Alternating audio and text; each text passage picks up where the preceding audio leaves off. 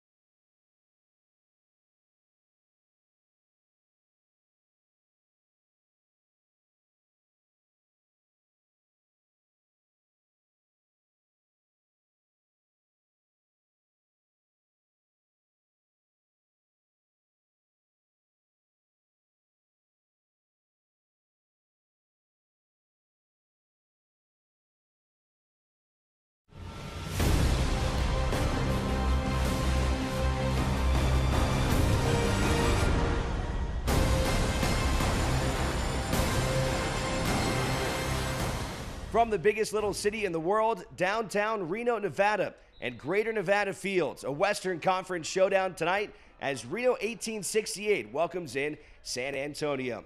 Hi, everybody. Welcome inside our broadcast booth alongside Sean Steimel. I'm Alex Margulies. Sean, both of these teams have been hot in the Western Conference. Reno unbeaten over their last 7. Same for San Antonio over their last 5. And as we take a look at our key players to watch in this one, when you look at San Antonio, they are a big defensive club, and they're led by their goalkeeper, Diego Restrepo. Restrepo has been fantastic. 30 saves, 3 clean sheets. Goalkeeper of the year last year in USL play, and they rode him in that perfect defense to a top 4 finish. Though they haven't gotten off to that start this year, they're picking it up. Yeah, this is a team that's allowed only 10 goals in their 10 matches this season. But on the other side of the pitch, for Reno 1868, coming on strong has been Jerry Van Avik, the midfielder, a guy that Reno felt like could be an MVP-level type of player when they signed him in the offseason, and he's finally starting to catch on in Ian Russell's system. Yeah, though he didn't have the start he probably wanted or that Reno wanted, he's gotten back to that level. He's getting comfortable with the club, comfortable with the system. He'll get on track, and he's getting there very quickly for this Reno side. Van Avik had a hat trick in a U.S. Open Cup match against Portland. He also had his first USL goal in their last match against Seattle. We'll have more coming up, our starting lineups and kickoff here from Greater Nevada Fields. Stay tuned. It's Reno 1868 and San Antonio FC next.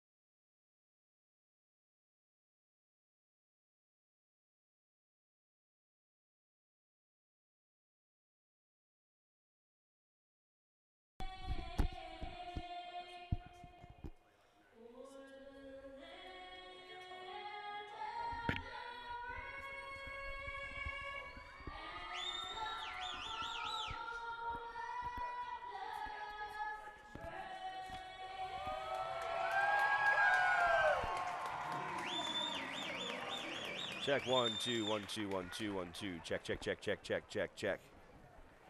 Check 1 2 3 4 5. Cool, man. Let's have some fun. Let's do it.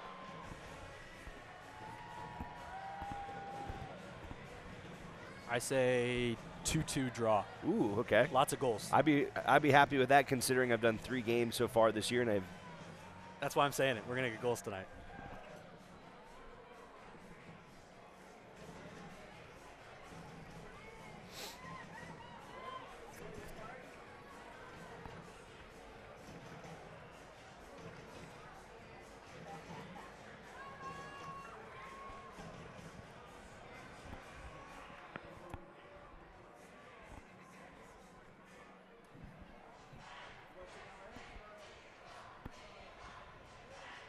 All right, the Battleborn Brigade is ready here tonight in downtown Reno. Glad you could join us for some United Soccer League action as Reno 1868 and San Antonio face off for the first time this season. Let's take a look at today's starting lineups. We'll begin with San Antonio. They come in with a record of 3 wins, 2 losses, and 5 draws. A 4-2-3-1. Alex Bruce at the top. And here's San Antonio's lineup. Mentioned Diego Restrepo, the outstanding goalkeeper. And Sean, overall, this team is just excellent defensively. Yeah, they stay compact and they stay with their shape. They know exactly what they're good at, and that's defending. Take a look at Reno 1868 for Ian Russell's squad. He's going with a different lineup. He usually runs that 4-4-2 with the Diamonds. This time going with the same formation as San Antonio. Mo Chow getting the start, his first in a Reno 1868 uniform. Joel Quaiberg coming in from San Jose. He is also making his United Soccer League debut. Chance to get him some playing time here in downtown Reno. Yeah, I'm keeping an eye on both of those fullbacks, of Brent Richards and newly acquired Joel Quaiberg. See if they can get forward, get some balls into the box, put some pressure onto the San Antonio defense, and maybe get an early goal. Ian Russell leads the way for Reno, and on the other side of the pitch is Darren Powell for San Antonio. Both of these teams coming in the start of the day tied for 8th place in the Western Conference. Both got off to slow starts, and both of these clubs have been playing much better as of late. We'll see how it shakes out here tonight. Reno there in the blue and in the white. San Antonio. Strucky gets the Battleborn Brigade going here tonight. Our referees for this matchup. Head ref will be Greg Domka, Joshua Hames, and Stephen McConigal, along with Nicholas Martin, will assist. San Antonio able to advance to the 4th round of the U.S. Open Cup with a win on Wednesday. Took them to PKs over Colorado Springs as Reno 1868 eliminated from the Cup by the Sac Republic at home a couple days ago. So we'll see how that affects both of these clubs as they had to play just a few days ago. And for Reno, they've been in the midst of a very, very busy month as they have had 2 games a week for the last month, and imagine that has taken its toll on this team. Yeah, those can pile up very quickly. You want to stay healthy early on in the season, and the later it goes, the more depth that comes into play. Reno setting something up here. Lino Mafeka goes over to Brent Richards, and a turnover. Here comes San Antonio with a chance for a counterattack. Jose Escalante on the ball, takes his shot at it, cleared away by Luis Felipe, and Reno dodges a bullet here in the opening seconds of this one. Yeah, that's what San Antonio is capable of. They sit compact, they invite you in, and then as soon as that turnover happens, they're off to the races going for that counterattack. I got to tell you, Reno's pretty lucky not to give up a goal there. A rough rebound by Marcinkowski there. They're lucky to walk away from that without giving up a goal. San Antonio, a team, you make a mistake in the midfield, they're going to make you pay for it more often than not. They will capitalize on mistakes. That's how they've built this club. It's how they did so well last year. I know they've gotten off to a rough start this year, but they are very capable of beating you in that fashion. There's Mo Chow working on the ball. First-year pro coming out of Louisville, drafted this year by San Jose. He's played in 9 games now with Reno 1868. Brent Richards trying to get one into the box there, cleared away. Now he gets it back in there, Paul Marie, and stolen. Good job there as Greg Cochran was able to pull away a chance there from Paul Marie before he could get a shot on goal. Those are the kinds of passes you want to see early on in this match, though. I know San Antonio is going to sit back, but if they can find those creases and get passes into the box, Reno's going to get shots on goal, and eventually they're going to score a goal. Those are the kinds of attacking plays you want to see from Reno early on.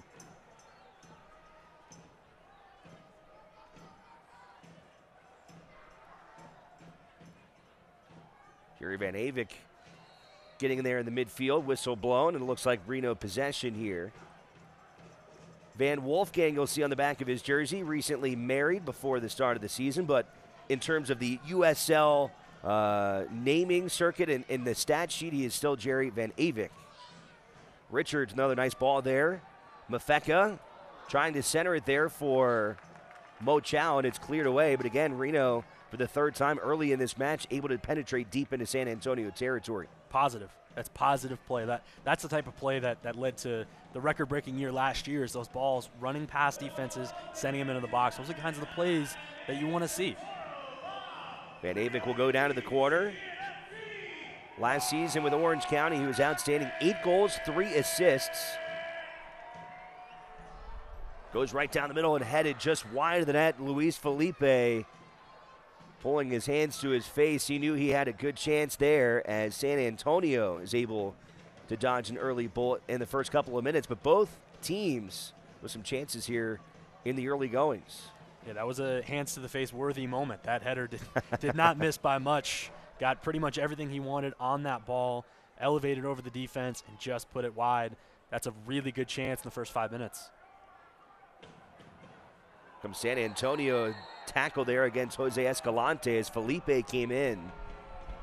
Escalante down on the grass there as Greg Dopka will shuffle some guys around. Let's take another look here. Felipe came in hard there. Escalante looked like he was trying to leap over him, and he still was clipped by Felipe, and he is still down. Yeah, that was more about the angle than anything, is Escalante cutting across the field as Luis Felipe, I believe, is going to get shown a yellow card here. Tough to see that early in a match, but the angle that he came at, he was late, did not go studs up, got a bit of the ball, but got way too much of Escalante. You would call that a tactical foul. He was stopping a counterattack. Worthy of a yellow card. It's just tough to see that in the first 5 minutes. So Felipe will get that yellow, trying to break up some momentum by Escalante, 22-year-old from Honduras. He's on loan here with San Antonio from Club Deportivo Olimpia, which is a top-tier club in Honduras. Last year played with Rio Grande Valley, where he scored 4 goals. So a set piece here into the 6th minute for San Antonio. Mentioned both of these teams have been playing well. San Antonio has not lost in 5 straight. Reno over their last 7. Clipped near the box. Reno trying to clear it away, and they will. Here's Lindo Mafeka. Sends it forward for Paul Marie, able to get around a defender.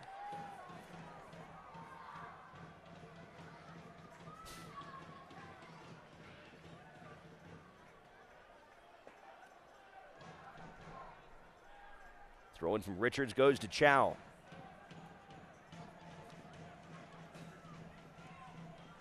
Guy Reno's very excited about. Has played well here in his rookie season. Trying to head that one and over the net, but another good opportunity there for Reno. Has Chow, the 2-time All-American at Louisville, trying to impress not only this Reno team, but the San Jose Earthquakes, who drafted him 35th overall, and I think they've been pleased with how he's been producing in his first 9 games. I would say so. I think he's had a positive start on that last play. A little bit of miscommunication. You'd like to see Lindo Mfeka, who's behind him, maybe give him a moment and just say, hey, chest that down instead of taking that header. He had time to control that in the box, but that's youth. I mean, he wants to go for goal. That ball's in the box. He's going to put a header on goal, but he had a little bit more time. He'd like to see a little bit of communication, and that comes with playing with each other. Mfeka and Mo Chow, they're going to play together a lot. They're going to learn those nuances of playing with each other. They're not there yet, and still producing rather good results. And for Chow, despite playing in 8 games, he hasn't seen very many minutes this year, only 154. getting some quality minutes here in his first start this evening against this San Antonio club. Yeah, he's definitely a guy to keep an eye on tonight with these extended minutes, extended opportunities. You know he's hungry. You know he wants to score goals. So he's definitely a guy to keep an eye on. And I'm sure if I'm the San Antonio defense, I'm keeping an eye on him as well. I'm sure they're well aware of his capabilities in that opposing box. Here's Joel Quaiberg. Mentioned him coming down from San Jose, getting a chance to play here with Reno 1868. He's only logged 58 minutes this year in MLS play, so a chance to get him some action.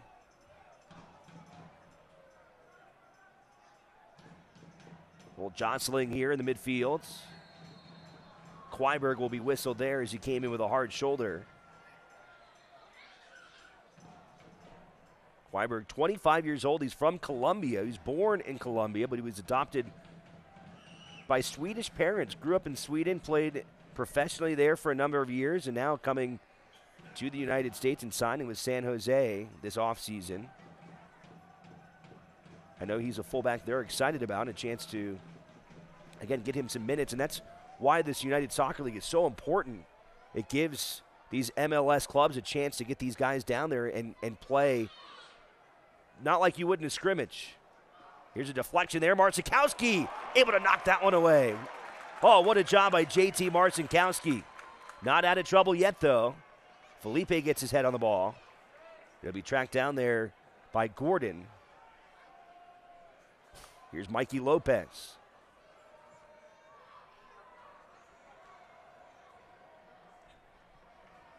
Centered and headed high of the net.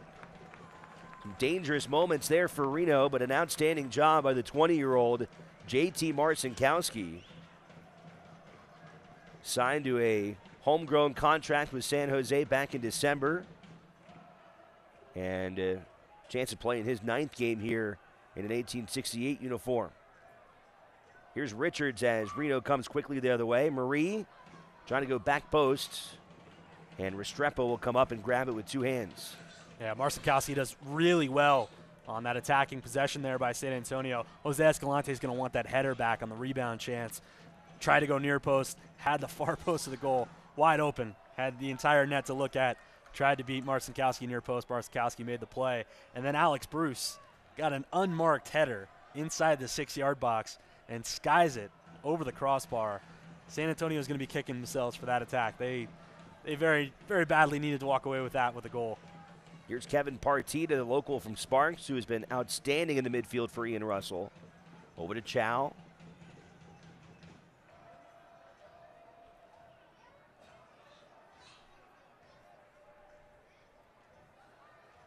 Partita having to work around 3 players. Richard steps up and helps. More contact there and a whistle, and Partita looks like he's not happy with that one. A little bit of a sell there. And possession goes to San Antonio here as we enter minute 11.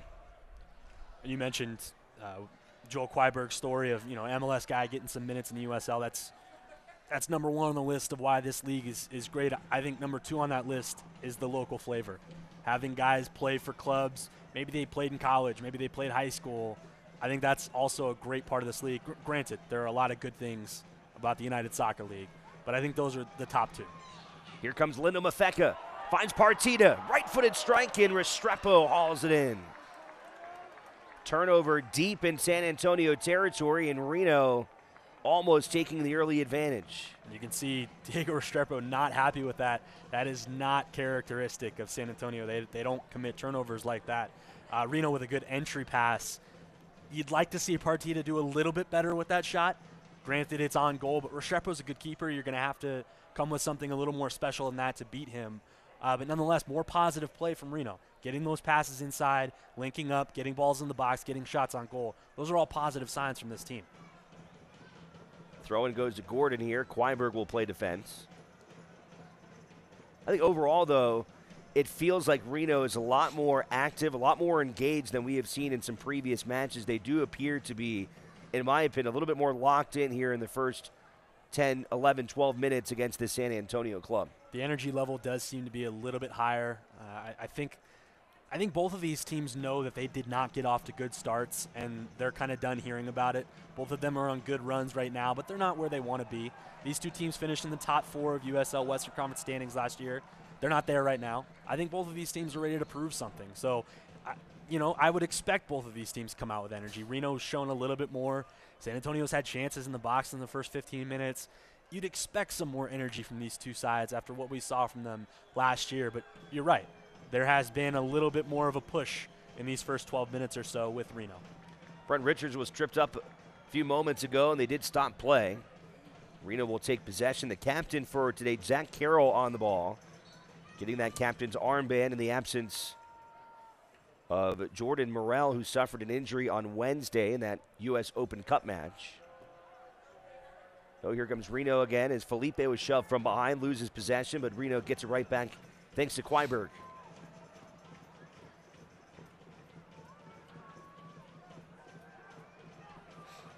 Going back to that Open Cup match, both of these teams having just played on Wednesday, that's a tough thing to navigate for a manager. And I know Ian Russell had a bit of an issue with it, of trying to shuffle the rotation, trying to get different guys minutes, trying to stay rested for USL play. How much do you put in the U.S. Open Cup? How much do you put in the USL? It's, the same problem European clubs have of how much do we go in for the Champions League? How much do we go for the Premier League? Those are issues that come with being a manager of clubs like this, and Darren Powell and Ian Russell both had to navigate this past week. It's not the easiest thing to do. You also have team morale. You have guys who think they should be playing in the Open Cup and not playing. It's a very tough thing to navigate. So, coming from that match and coming to this match, energy levels, pace of play, quality of play, all those things factor in. My point is, being a manager of these clubs, not the easiest of jobs. No, it's not, and I won't speak for Ian Russell. I don't know his opinion on this, but I'm sure there is somewhat of a sigh of relief not to have to juggle that issue anymore, and especially because of just how many matches Reno has played over the last month. They've played more matches than is normal this time of year. And that sounds strange to some of you of, wow, a coach is happy that he's gotten knocked out of a competition. That's not the case at all. It's having to play fewer games.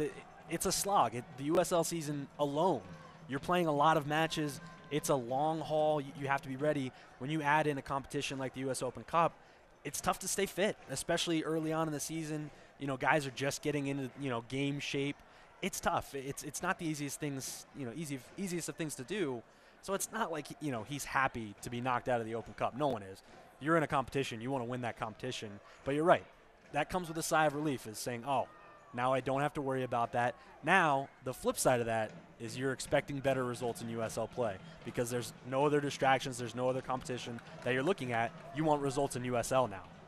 Lindo Mafeka leading one there for Partida, who is trying to save it on that back line there. Couldn't control himself, and here comes San Antonio trying to put together as Carroll will escort that one out of play.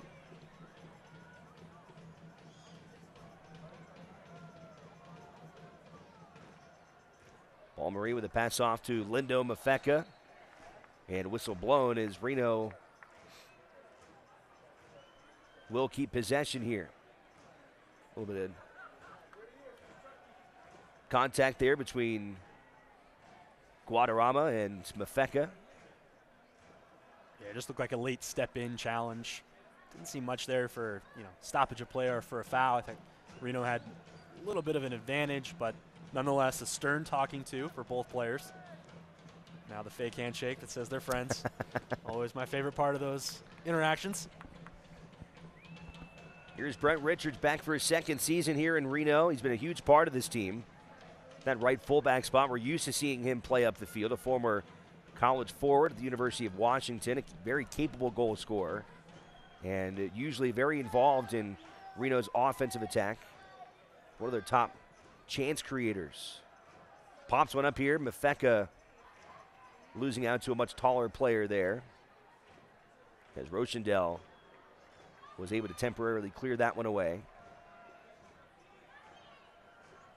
Back to Zach Carroll, the 24-year-old from Michigan, came over from Orlando City in the offseason. He was also an all-league second-teamer back in 2016 while playing for the New York Red Bulls too. Carroll, a nice addition to this team. And when I talked to Ian Russell about playing in the U.S. Open Cup, one feeling he had that he felt like his team maybe had somewhat of an advantage is because how deep he feels like his team is. And that depth is being challenged right now due to some injuries that he's fighting and as we mentioned, the amount of games. But adding a guy like Carroll to this back four certainly was a nice move in the offseason by the front office as well as Ian Russell. Yeah, if we've seen anything the past few years in USL play and U.S. Open Cup, you need depth. You need depth to advance in both competitions. You need depth to advance in any one of the competitions, and it's going to be tested. Even, if you're full health to start the season, you're going to have injury spells during the year. You're going to need guys to step up. You might need guys to play in positions that they're not comfortable playing. You might need a forward to play right back. You might need a center mid to step up and play striker. Those kinds of things happen. So when you have that depth, it is definitely a positive, but it can also be tough. I mean, you can put a strain on guys when the depth is tested. So when you go through a couple of weeks that Reno has just gone through, that San Antonio has just gone through, it can be tough to walk out of that fully healthy. Sometimes guys just pick up a knock. It's tough to navigate those things. Lopez trying to find one in there. Good breakup there by Richards. And another whistle. Again from our head referee, Greg Dopka. Carroll trying to get it back into play. We'll be told to hold on a second. It looks like Dopka really trying to assert his presence on this pitch as well, and I think he has been a little bit, I don't want to say aggressive, but he has certainly been asserting himself here early. Well, especially when you see a yellow card in the first 5 minutes. You're aware of the referee's presence at that point. Great ball. Carroll finds Richards. See who touched it last. And it looks like it was off on Brent Richards, so a goal kick now coming for Restrepo. Born in Venezuela, grew up in West Palm Beach, and as we mentioned during the open of our broadcast, last year's goalkeeper of the year, and he was absolutely tremendous for San Antonio as part of their top two finish, as he would put together 12 clean sheets.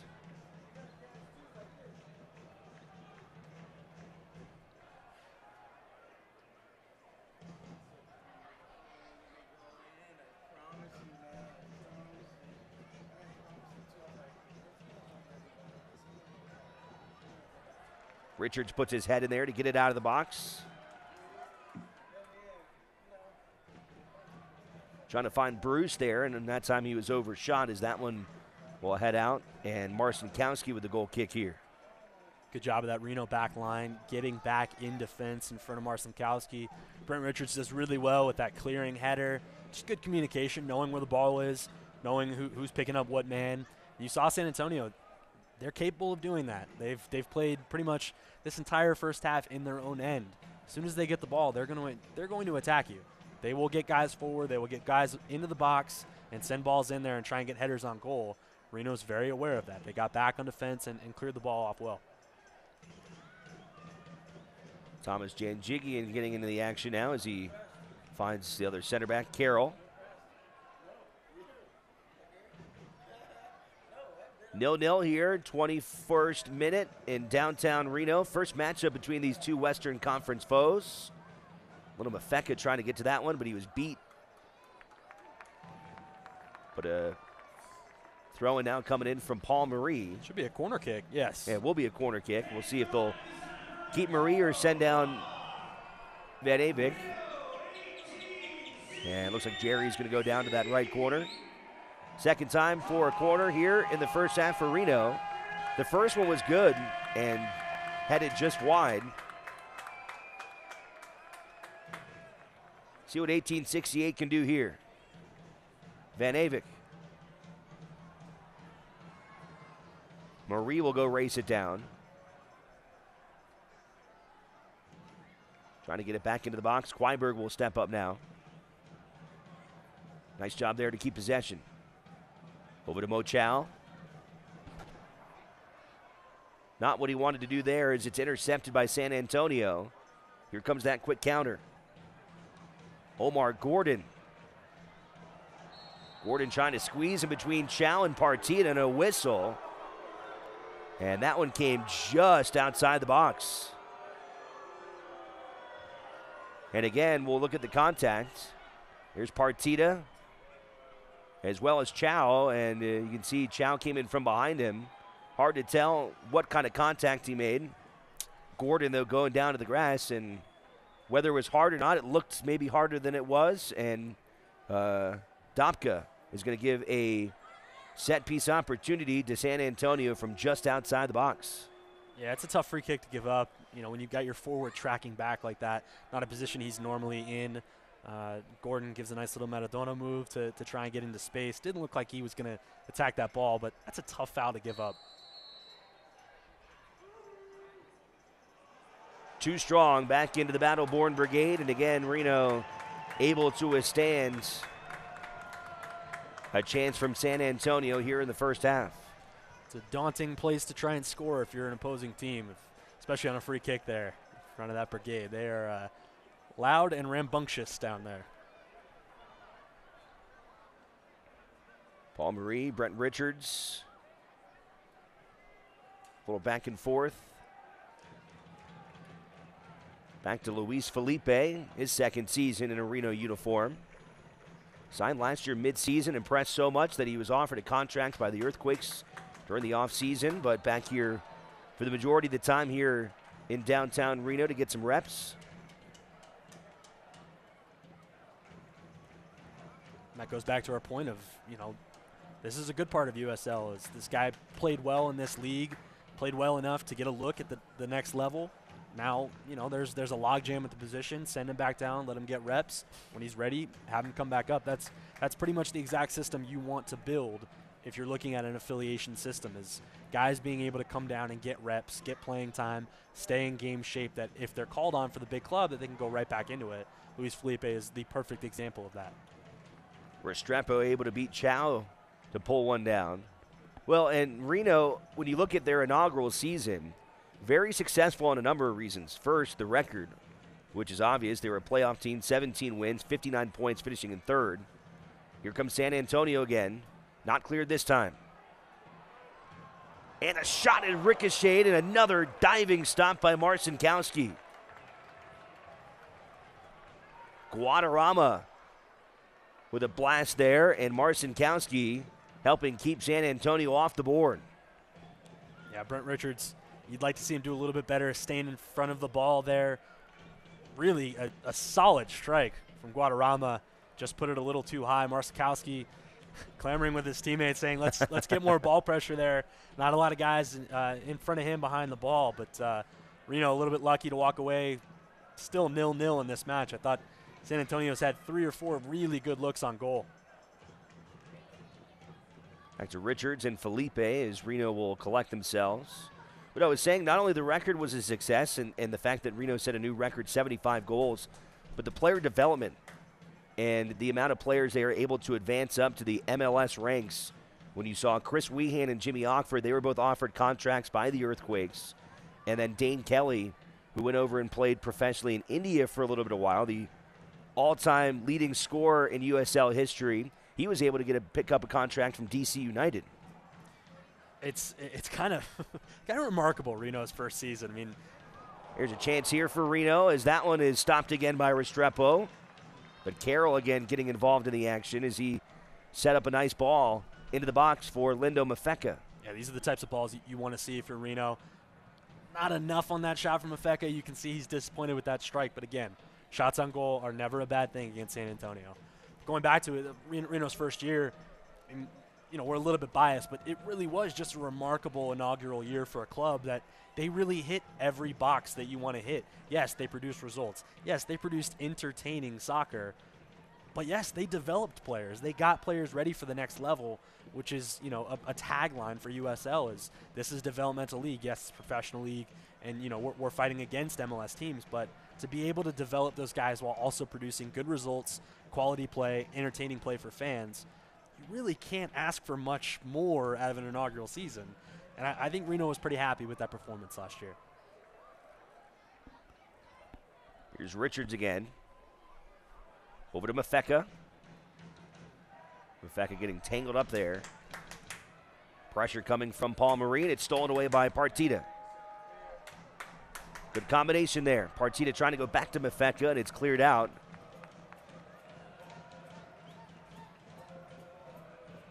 Marie trying to find Chow. Van Avik will go try and track it down, but it goes out in San Antonio now with the throw-in. Yeah, Reno's getting that first ball in. They're sending it through the midfield into the forwards, but then there's not a secondary run. It's kind of stationary as that ball gets into the box. I think if Reno is going to break down this defense, I think that ball's going to have to go into the forwards, and maybe a quick layoff pass, maybe a 1-2 combination, maybe a little bit give and go. It's going to have to be one of those types of moves. You're not going to beat San Antonio with one pass in the box and a shot. It's tough to beat them that way. Whistle against San Antonio. Reno keeping possession here. Here's Carroll coming up from his center back spot again.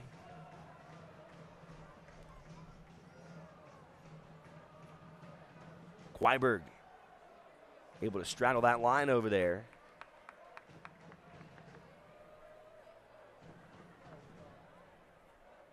Finds Chow in the box. Cleared by Lopez. Janjigian protecting midfield. Here comes Reno again. And if Reno can consistently do that tonight, stay in the attacking zone, and if the counterattack happens, make one quick tackle, get the ball right back in, they may not see a perfect result from this match, but they'll be okay with that. You can live with that. As long as you're attacking and not getting beat on the counterattack, you can put guys forward. You can send your center backs into the midfield and have them step forward, but you can't allow the counterattacks. That's the only thing. I got to tell you, Reno to me has been much cleaner overall in the midfield in this contest so far, but here comes San Antonio once again. It's Bruce Janjigian meeting the challenge in a one-on-one battle, and Thomas Janjigian wins that one.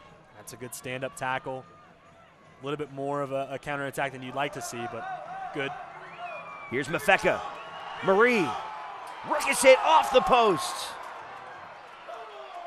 And Chow has it taken away by King. Now Jerry Van Avik.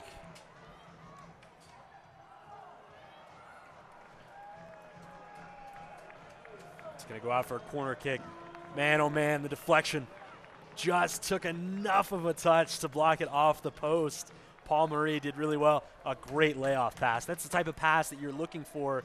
You send it into these forwards, and then it's got to be a ball back. Guys making the secondary run. Paul Marie made a perfect secondary run, just couldn't loft the shot over the lost foot, but man, oh man, so close.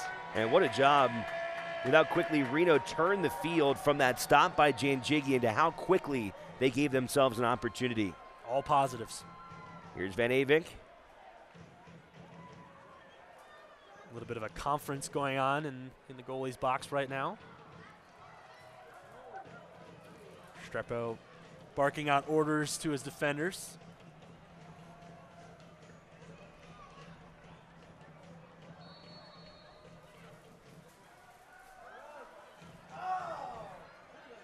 Paul Marie from outside the box. Felix gets his body in front of it. Partita maybe trying to find a combo there with Felipe, but Restrepo will get it back out. Quaiberg intercepts, helping prevent the counterattack. You'd like to see a little bit better distribution there from Restrepo. Your team's just had to sit back for 5 or 6 solid minutes. Maybe let the guys get forward. Maybe get a little offensive possession time, but just gives it right back, and Reno's right back on the attack.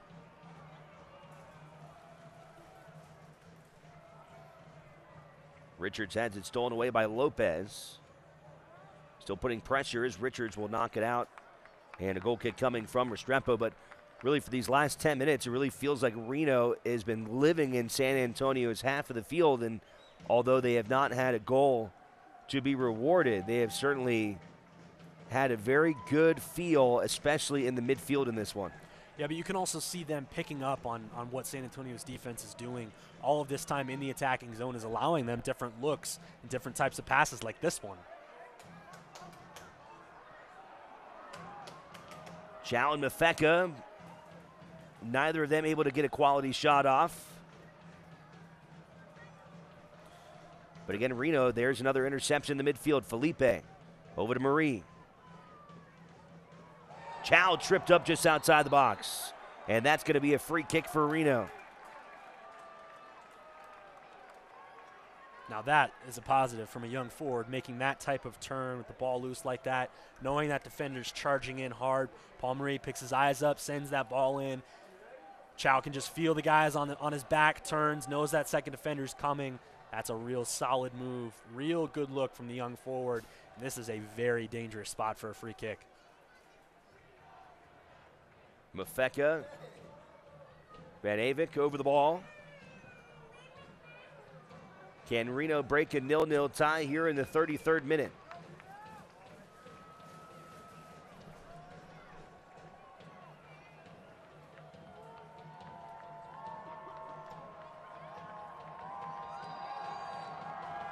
It's Mafeka curling towards the corner. And a good effort there by Lindo Mafeka, just a touch off. But a quality strike from the South African midfielder. That is the angle you want to look at, is that near post, just curl it up and over the wall. It's an extremely tough thing to do, is get it up and down over that wall. And Mfeka just gave it his best effort right there. I'm sure he's a little disappointed, but that's about as close as you can come from that spot. A solid free kick shot.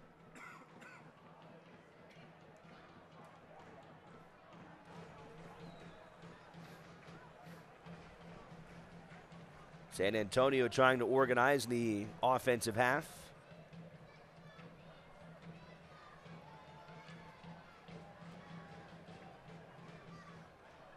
Throw and goes to Gordon. Omar Gordon, deflected by Felipe. San Antonio will keep it. Here's Cochran. Back to Lopez. Swing it over to Felix.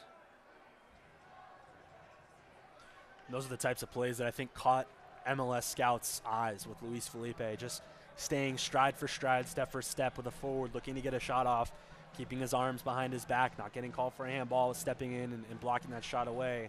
That may seem like a very simple task for a holding midfielder, but when you go against guys who are quick and fast and have the quick feet to get those shots off, that's something you look for, and Luis Felipe has those characteristics of a good holding mid. Partida finds Mafeka, and we'll see if it was Cochran or Mafeka who touched that one last. And it looks like Reno has earned yet another corner kick, and Van Wolfgang will head down to it.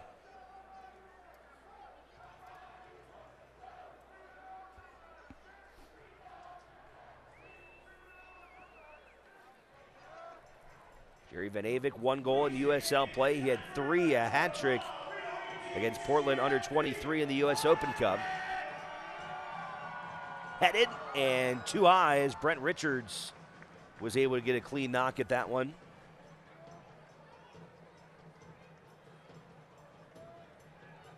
If I'm Diego Restrepo, I'm having words with my defenders at halftime and telling them no more free headers. We've got to clear some of these away. Reno's gotten way too many chances in the box there.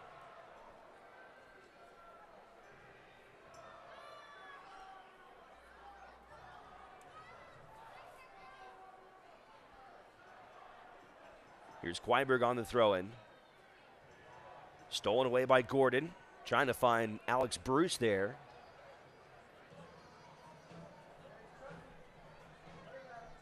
Good patience there by Reno. Carroll finds Richards. Here's Lindo Mafeka. Chow is tripped up just outside the box. No whistle this time, though. More of a slip. Van Avik.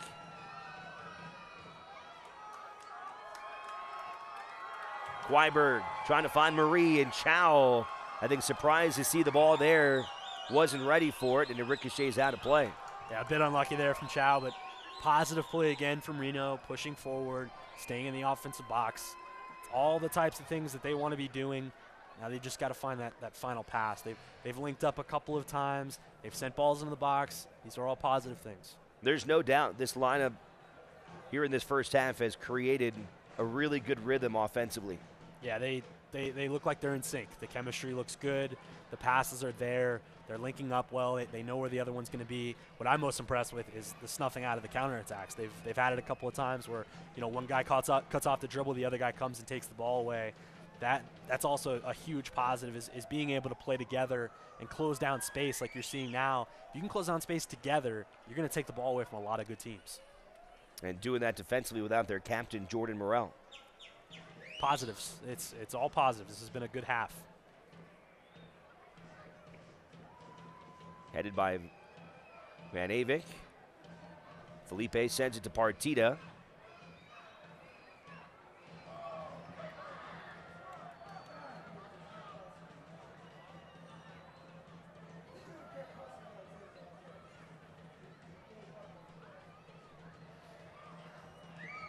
Lopez sends it down the field, and Marcinkowski will go scoop it up. Yeah, not really the pass you're looking for if you're San Antonio. You want to try and play through the midfield, maybe get guys a little bit more forward there, just trying for these long, looping, searching balls. Not sure those are going to work against Reno. Chow getting slipped up there.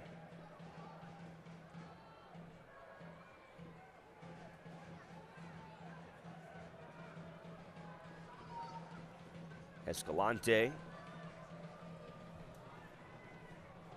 Back to Pekka.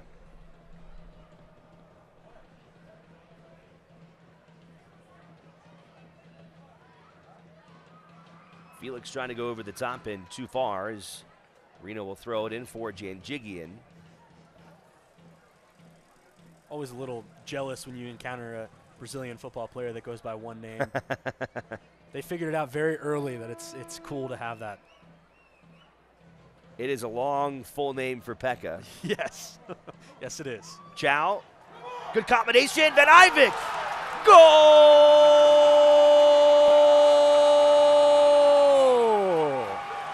Reno strikes first. It's 1-0. The exact kind of distribution you want to see from Reno. That long ball in, forward makes a good run. Eyes are up. Everybody's eyes are up. They're looking to play together. Chow sends that through. Perfect through ball. And Jerry Van Avik, just a perfect touch on that shot. Diego Restrepo actually gets a paw on it. Not enough, but this ball from Chow, that is inch perfect on that ball. Reno rewarded with a goal, as I think they should have been. An excellent opening tally from the Reno 1868. Such a quality effort on so many levels. It started with Carroll, then Marie, then the great ball by Chow, and then the finish from Van Avik, who has now scored in consecutive USL matches. We mentioned him in the open, a guy that this club felt like could be an MVP level player in Ian Russell's offensive system. And talking about chemistry, talked to him earlier this week, and he really felt like Van Avik was starting to figure things out, and the chemistry of him playing with the rest of this team, and the team is starting to see some of those results come together. Yeah, that was good chemistry there. That had looked like him and Mo Chow have been playing together for years. That's the exact type of ball you want from a Chow to a Van Avik. Those runs by forwards, those passes, those through balls in, that's the ball you want to look for. And the chemistry that you're talking about, getting used to this system, he looks like he's getting more comfortable, Jerry Van Avik. And if that's true, I don't know if it's going to necessarily be like last year for Reno. I don't know that any team can really replicate that. You can't really expect that every year. You can't replicate that formula every year. But if you get Van Avik going, especially if he develops chemistry with Mo Chow, you can expect some more goals, especially if they're making runs off of each other like that. And you've got guys like Paul Marie in the midfield looking with his eyes up to send those through balls in. These are all positives. And here's a card coming out of the pocket. Escalante does not look very happy getting that card. And another really dangerous spot. Well, again, Reno has just been so relentless in the offensive end in this contest. You know, when I had that conversation with Ian Russell and we were talking about where they were having defensive struggles earlier in the season, he pointed out it was really because it was across the whole field, and then oftentimes the defensive issues were starting at the top, and the fact that Reno was just not getting pressure. They've had pressure really for about 30 minutes straight here. Sometimes your best defense is a good offense, and that may sound strange, but if you're able to press forward and keep attack on, and then when you lose the ball, to keep that pressure up, it takes so much pressure off your back line, and that's something we weren't seeing from Reno early on in this year. I think the more they get the attacking play going, the easier it's going to be on the defensive side of Reno, and they're going to start figuring things out. This time it's Van Avik who takes the shot and ricochets off of the wall, and that was a good-looking ball from Jerry Van Avik, as Reno will now send him down to the corner. Yeah, he was looking in the right spot. Going to Diego Restrepo's left. Just didn't get it quite high enough, but that's the type of free kick you're looking for. And now Reno gets another corner kick in this first half. Van Avik goes long this time, and it goes off of a defender. What a lucky chance there, as standing in the goal was Sonny Guadarrama. And how did the ball happen to just find him standing there in the corner? Unbelievable bad luck there by Brent Richards, who sent a screamer straight into Sonny Guadarrama. Or excuse me, that was Paul Marie. I think if you asked him if he had struck a ball ever in his life better than that, he probably would tell you no. What a shot. Now Mafeka trying to get one in there for Chow, as Restrepo cannot even catch his breath here.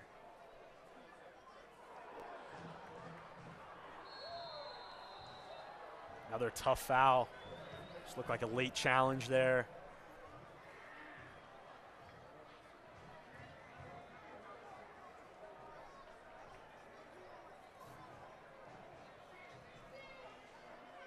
See Partita going in, does not get the ball, comes over the top.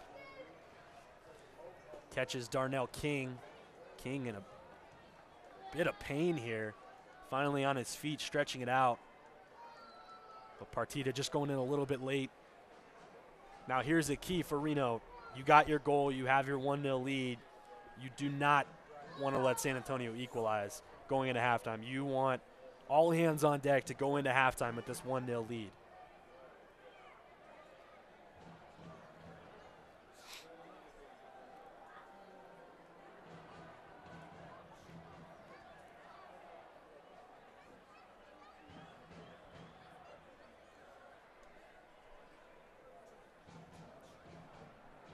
One nothing Reno after the goal here in the first half by Jerry Van Avik. That one lobbed in there. Janjigian was able to clear it.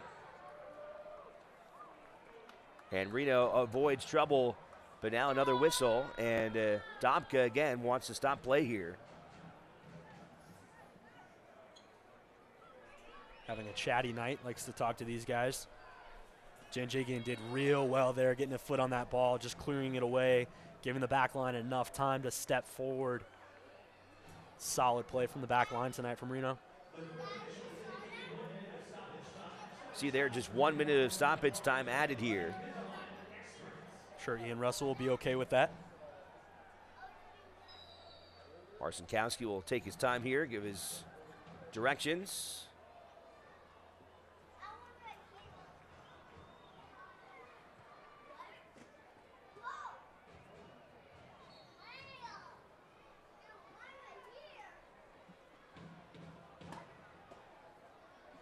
And a whistle again as Restrepo will go and collect the ball.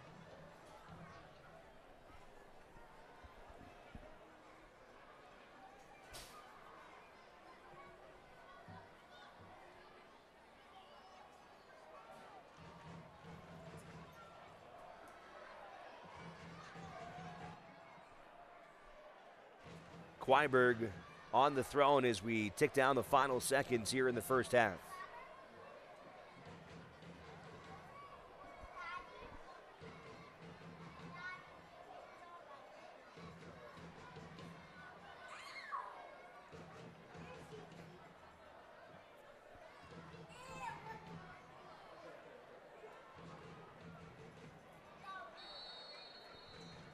And there is your first half whistle. So Reno 1868 with a very quality first half here at Greater Nevada Field. And they will take a 1-0 advantage into the half. We'll step aside, come back with some halftime features, and we'll show you the highlights of this one before the second 45 here in downtown Reno. But you see the score there. Reno 1868 won, San Antonio nothing.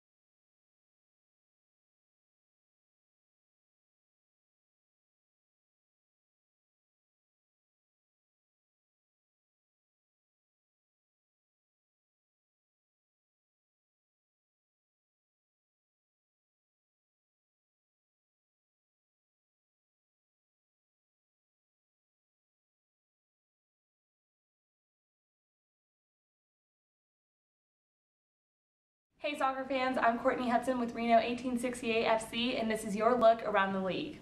As we close off week 11 of the regular season, a tight gap still remains within the top teams in the USL Western Conference, with only a few points separating the top teams. Real Monarchs FC is leading the conference with 25 points, and Phoenix Rising FC follows very close behind with 21.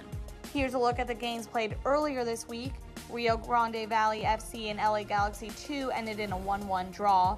North Carolina FC defeated Atlanta United 4-0. And Ottawa Fury FC defeated Bethlehem Steel FC 1-0. We're going to take a look at some of the top storylines of this week. Defending USL Cup champion Louisville City FC was one of 5 USL clubs to claim a home draw in the 4th round of the 2018 Lamar Hunt US Open Cup on Thursday morning, with FC Cincinnati, Nashville SC, San Antonio FC, and Sacramento Republic also set to welcome MLS opposition in 2 weeks in the 104th edition of the historic tournament. 15-year-old Efrain Alvarez continues to bring the eyes of world soccer to Los Angeles. After becoming the youngest player in the USL history to record a hat trick, Alvarez is now second in the league with 6 points. Following an 18-year playing career, Neil Collins has taken over as head coach of the Tampa Bay Rowdies, the club announced last Friday. Collins led Tampa to a 2-2 draw in his debut. That's your look around the league for this week. Enjoy the second half of the game here at Greater Nevada Field.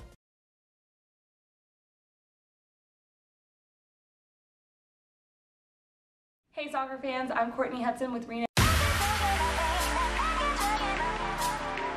If you ever wondered what 102 appearances for your club looks like documented, there it is in TIFO right there. Brad Ring.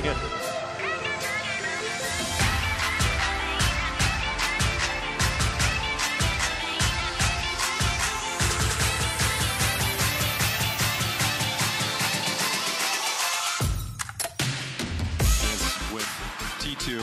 Oh, and it's a goal. What a strike from Los Dos. Efrain Alvarez has come into the game. 15-year-old strikes it. Now Alvarez with a shot. And what a strike by Alvarez, who now has 6 goals in the last 3 matches. Now just outside the 18, strikes it with his right foot, and right on cue. A huge goal. And finds Langsdorff. He takes the shot and puts it in the back of the net. Langsdorff has a brace in the first half. Takes hesitation step, and it's the save produced by Eric Dick. Saved by Crapo. Put numbers back. will strike it and put it in the back of the net. Marvin Loria likely seals the 3 points with his first ever goal in USL. This one comes into the center. There's your goal! The goal! The goal for OKC! The header by Callum Ross. The streak is over, and the Greens have the lead 1-0. The power outage is no more.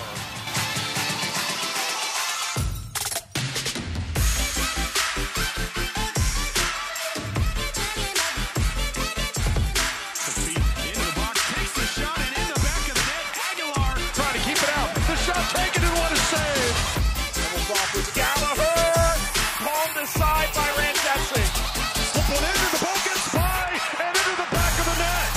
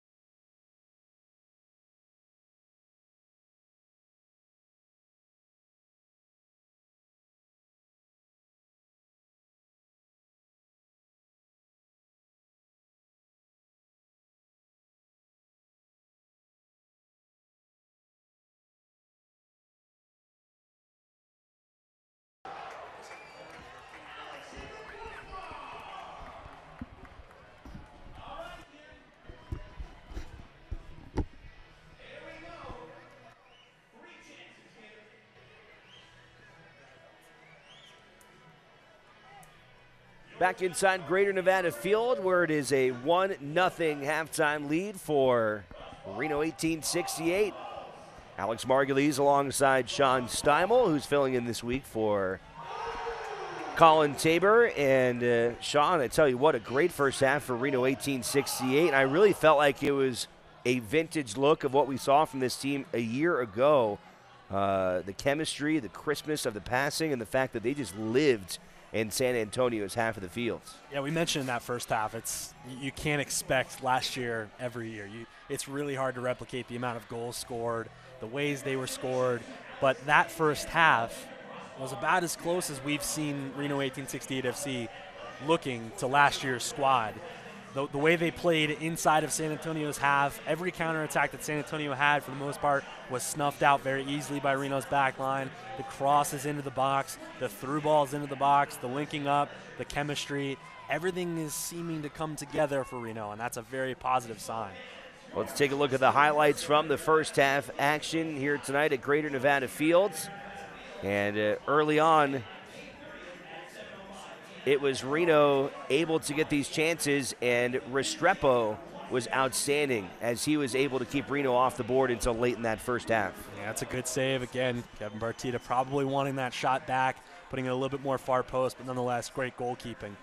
Zach Carroll did a great job getting involved in the offensive end of Reno as he set up a chance there for Lindo Mafeka. Again, Restrepo was able to make the stop. He came in, tied for 4th in the USL when it comes to save. But Carroll, I was impressed with him and his ability to kind of jumpstart the offense from the back half of the field. Yeah, that's a really good cross, and for him to be able to get those balls in is a positive sign.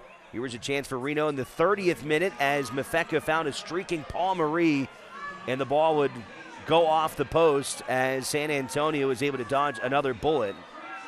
Here in the 32nd minute, again, the barrage just continues for Reno.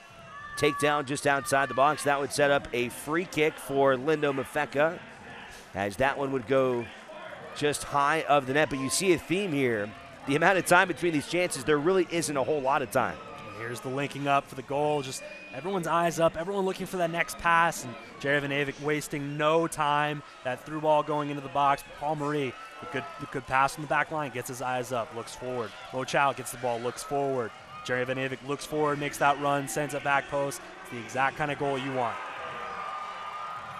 Watch Chow here again. I mean, all of the linking was good, but to me, the star of that play was Mo Chow. Yeah, his mobility, his willingness to make that pass, and then that one, Paul Marie, he struck that ball so well, just the defender in such a perfect spot on that far post.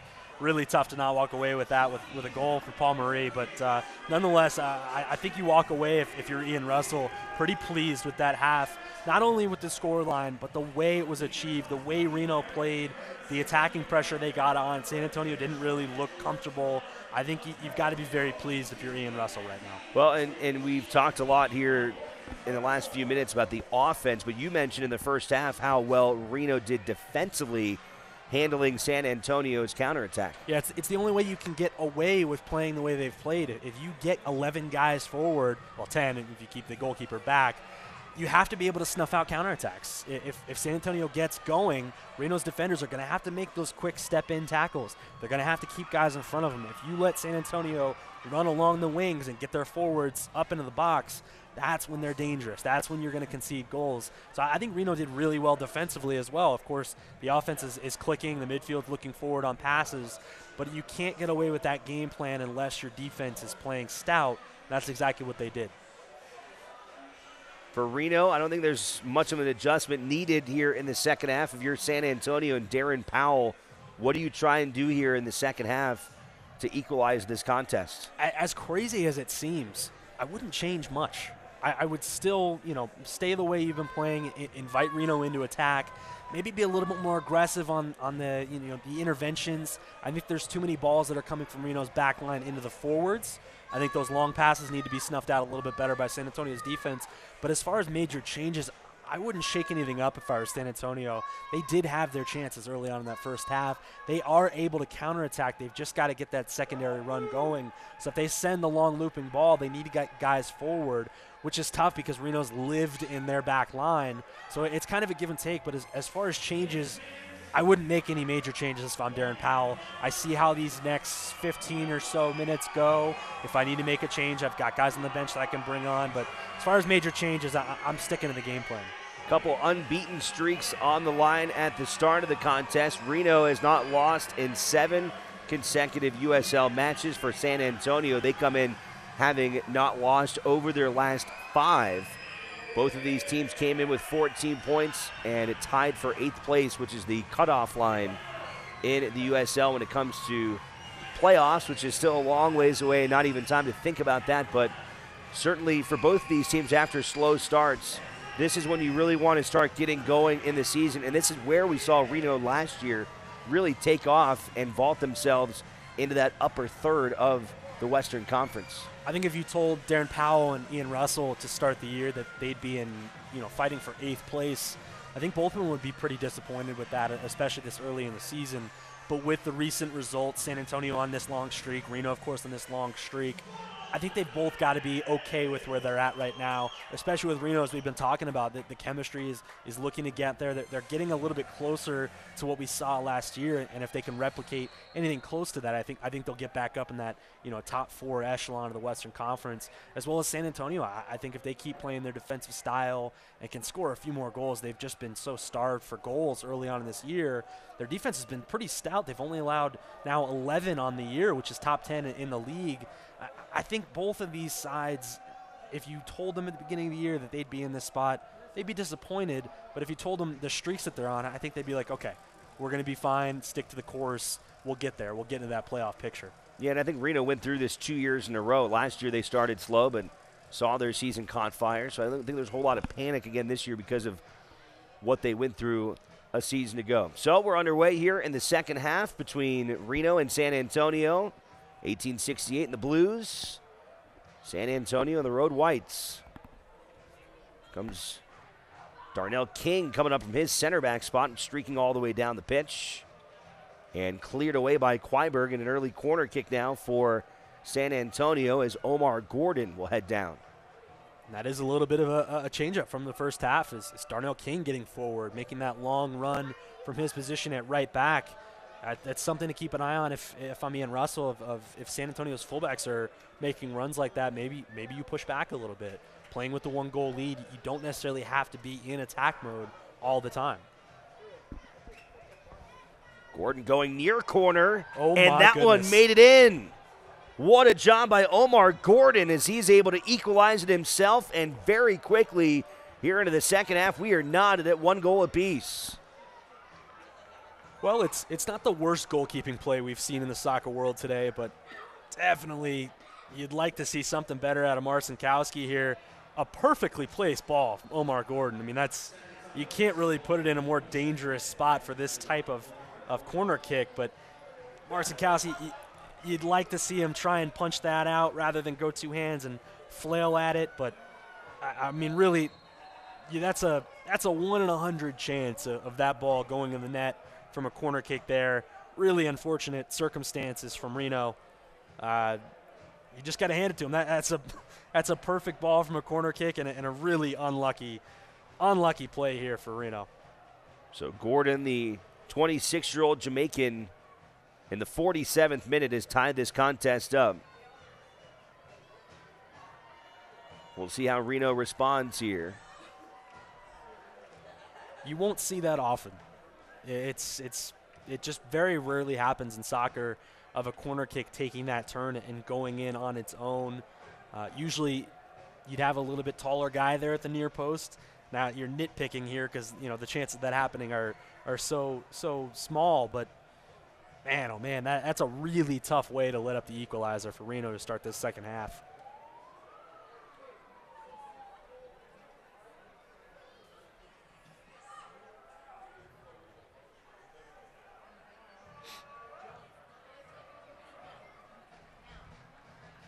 Brent Richards will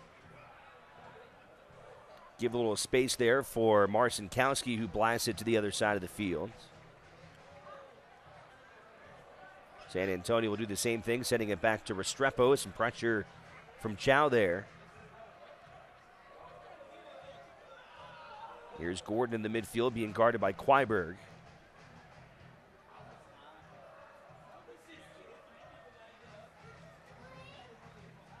Tough ball.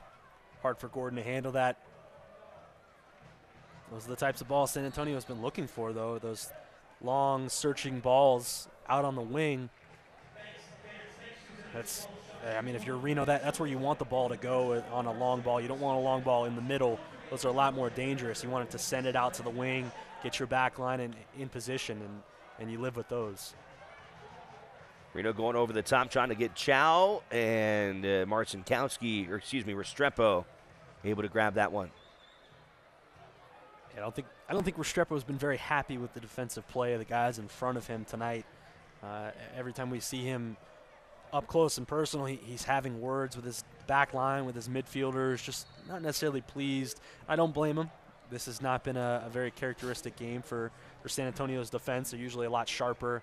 Not as many turnovers. They've had some very poor turnovers in the back line. So Restrepo's done his best. I mean, he's kept him right in this match as he's done so much of his time in San Antonio. Of course, goalkeeper of the year last year. He's been on the USL Team of the Week this year. He's a fantastic keeper, but I don't think he's been very pleased with the effort of the guys in white jerseys tonight.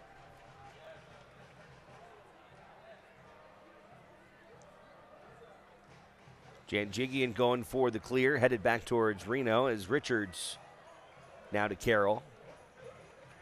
Here's Paul Marie making a move on the outside. Looking for Chow there. Now King will clear it. Reno coming quickly again. Van Avink. Paul Marie. Looking for Chow again.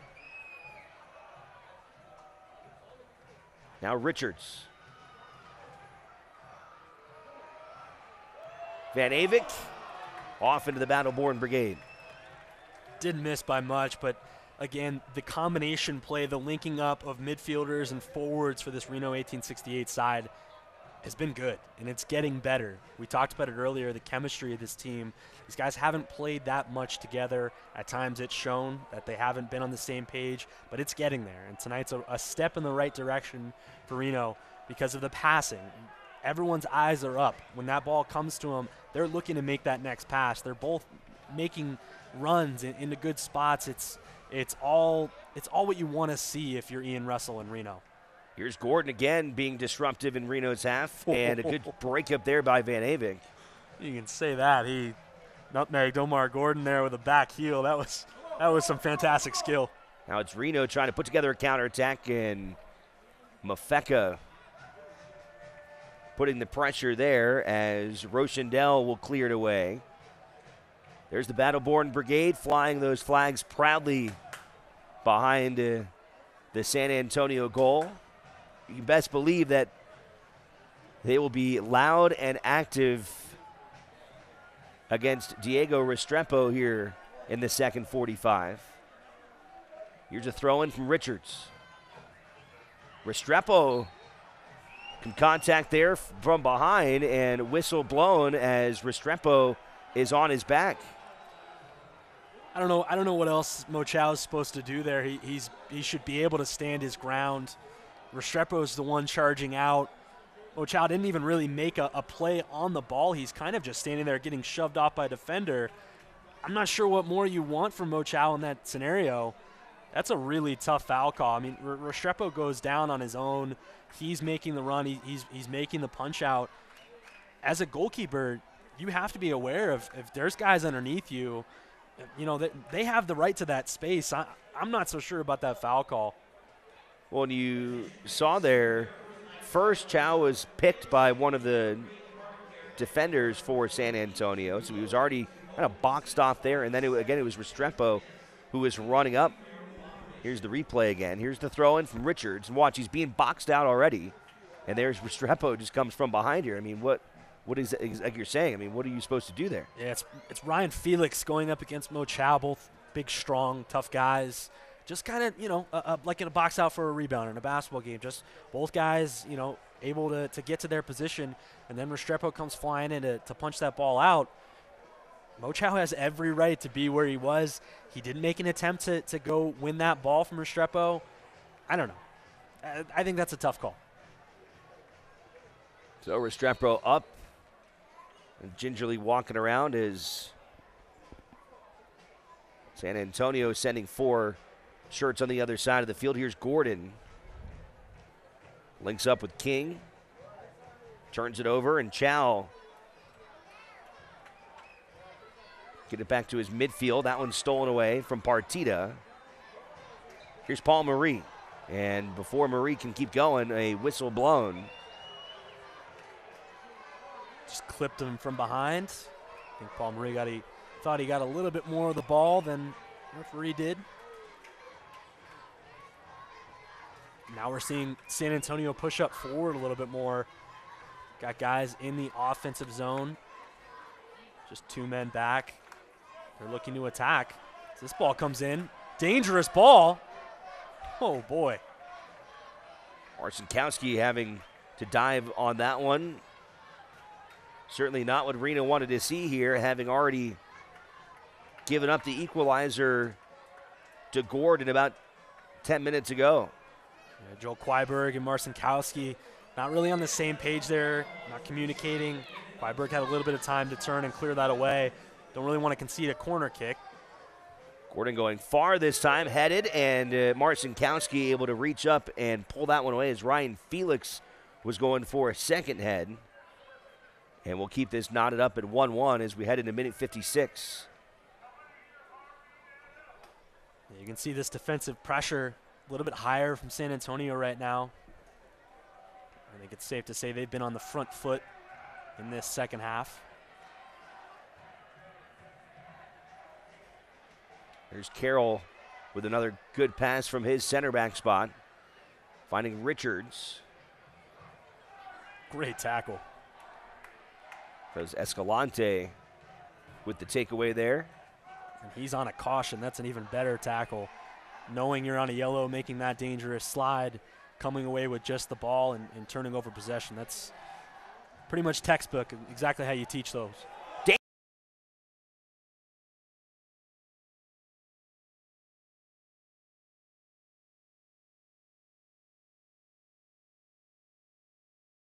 Liverpool earlier today, just not a great rebound chance. Restrepo making a face. That's a rebound he's not used to giving up. Not necessarily his best moment. Mo Chow, you'd like to see him try and beat him far post. Tried to beat him 5-hole. Really, not much time to react to that loose ball. Really, you just want to put that back on goal. But again, as a forward, you become a little selfish in those instances. You think to yourself, man, I really should have scored that. When that in reality, that's a really tough ball to send back on, especially when you're not expecting a rebound chance from a keeper as quality as Diego Restrepo. Restrepo will take his time here before sending it back into play. Not only the USL goalkeeper of the year last year, but in 2016 with Fort Lauderdale, helped them to a deep run in the U.S. Open Cup. He was a national championship during his college days at the University of Virginia.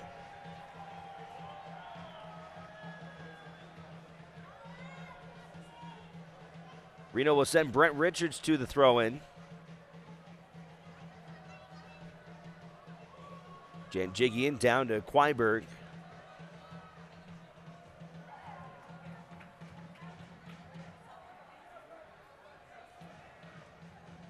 Over to Partita. Good patience here by Reno. Mafeka back to Partita. Sends it wide for Richards. Richards into the box. And that one's going to go into a corner kick. Ryan Rushendell making that last final touch there. Looked like Paul Marie was in the box there for a chance. Being in the right place at the right time from Rushendell, San Antonio's captain. Reno gets another corner kick. Jerry Van Avik had the first goal towards the end of the first half. Sends that one short, and we'll go right back at it. And that was actually a really good idea to play short. San Antonio not really sending anyone in that area. Just got the timing a little off there, but that's the right ball to play. A little higher this time. Janjigian giving chase. And deflected as Lopez was looking for a clear. Life comes at you fast. Had a foot right in there for Janjigian. Made the deflection. Again, one time out of 100, that ball's going to spark up and hit you in the face, and that was it.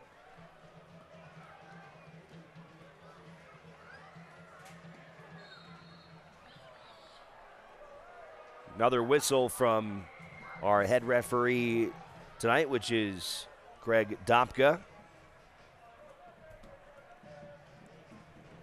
It seems as though Darren Powell is content with what he's seeing on the field. I'm looking over at San Antonio's bench. Doesn't look like anyone's getting warmed up or stretching or anything like that. This might be the squad he's running with. Here comes a wave from Reno. Kwyberg.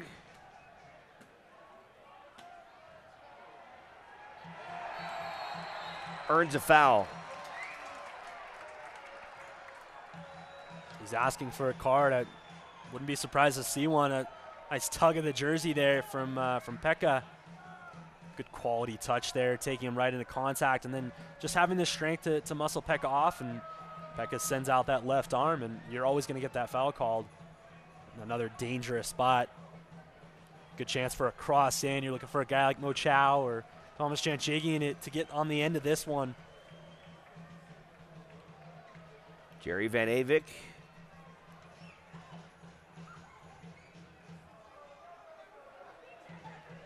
Chance to put Reno back in front. Here it comes. Deflected in! And Reno takes the lead as Mo Chow delivers. Bing, bang, boom. Nice deflection, leaving that ball loose in the box. Looked like the initial touch was going to take it towards goal. Restrepo actually does really well there. Just get a hand on it, but he sends it right up. And Mo Chow in a perfect position to make the play there. Restrepo is going to be very upset when he sees that on tape. He makes that save and sends it right into the path of Mo Chow. Really, Mo Chow, all he had to do was stick his head in there. Didn't even make that much of contact. Man, that's called being in the right place at the right time for Mo Chow. Unassisted goal, but an excellent free kick taken by Jerry Van Avik there. Here's the blue smoke from the Battle-Born Brigade. One thing that impressed me on that goal as well, it was Chow who headed it the first time, and then, of course, deflected off of the defender, and then he finished it up for what is his second goal in USL action as Gordon quickly again. That was another nice shot from him as he was trying to bend one into the upper corner. San Antonio quickly trying to equalize here, not wasting any time. Maybe trying to catch Reno a little flat-footed there. Able to withstand that first attempts. Here's King now. Darnell King, 27-year-old out of Tampa, Florida. Back over to Gordon. Experienced player with the Jamaican national team. Able to keep that one in play in front of Quaiberg. Good ball movement here. King centers it, headed and high.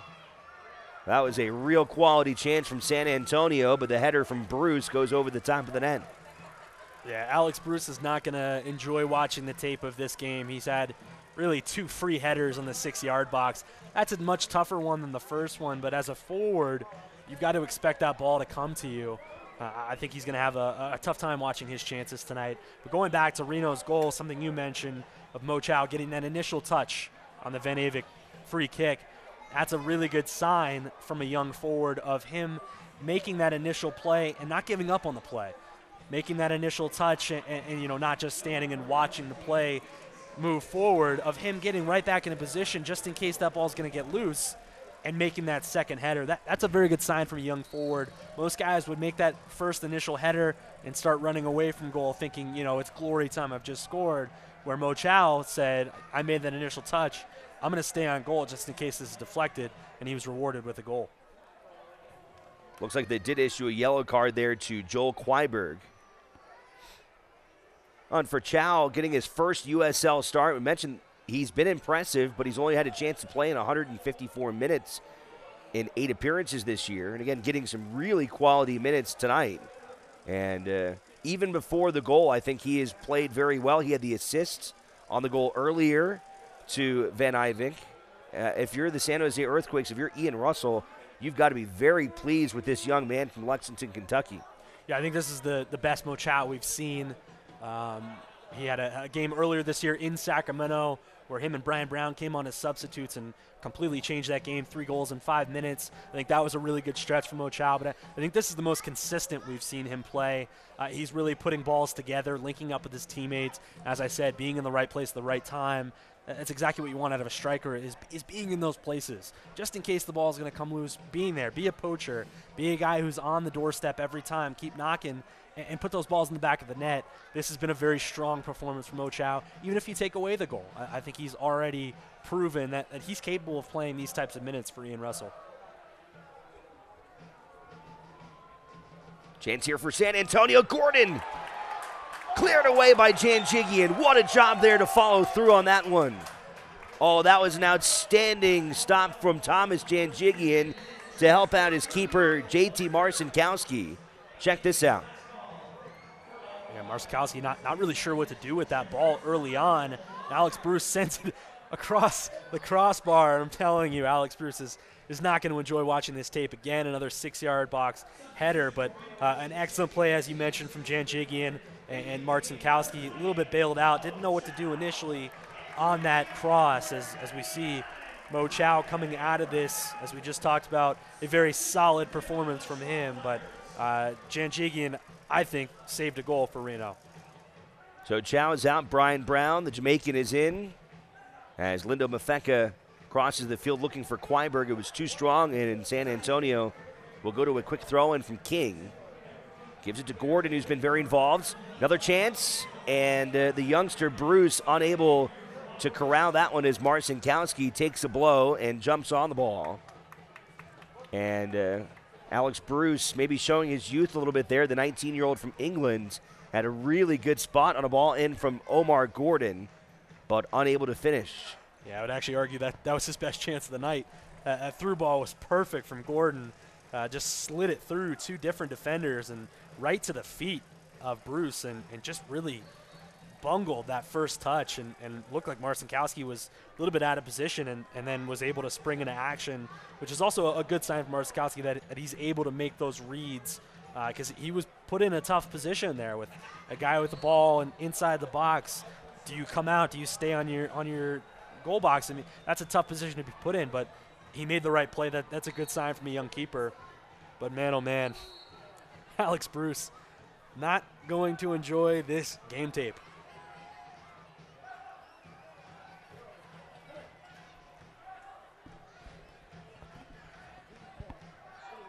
Almost halfway through this second half, and Reno with a 2-1 advantage. Goal in the first half from Van Ivik, a goal in the second half from Chow.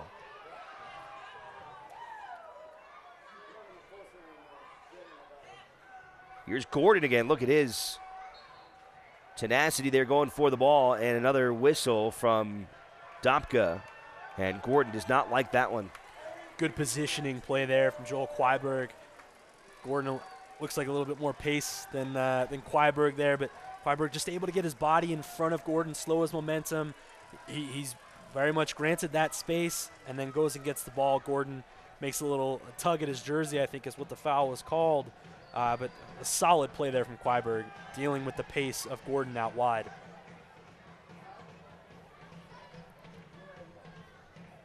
Carroll trying to find Brown there.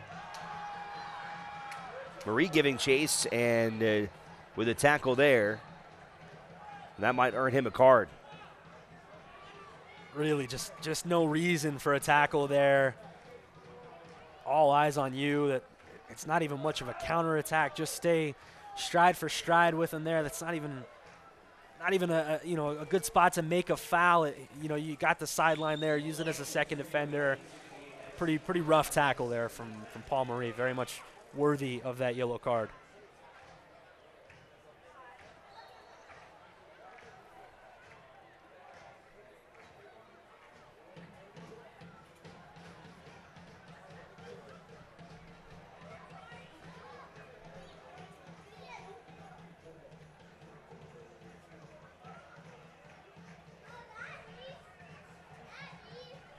Good close down in space there from Partita. King leading Gordon. And Quaiberg now able to cut him off. Janjigian will just clear it away. Give his defense a chance to reset before the throw in here.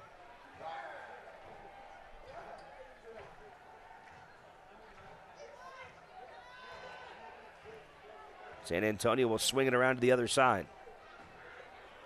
San Antonio is in attack mode. They have everyone forward right now. Watch Gordon from behind, and Gordon with a chance at a header there and couldn't control it. But San Antonio is having much more success here in the second half. at getting some chances in front of JT Marcinkowski. If I'm Joel Quaiberg, I'm spending the next 20-plus minutes in the pocket of Omar Gordon. I'm not letting him get anywhere where I'm not, especially on a header chance like that. Quaiberg thought he was in a good spot to make an easy clearing header, and Gordon snuck up right behind him.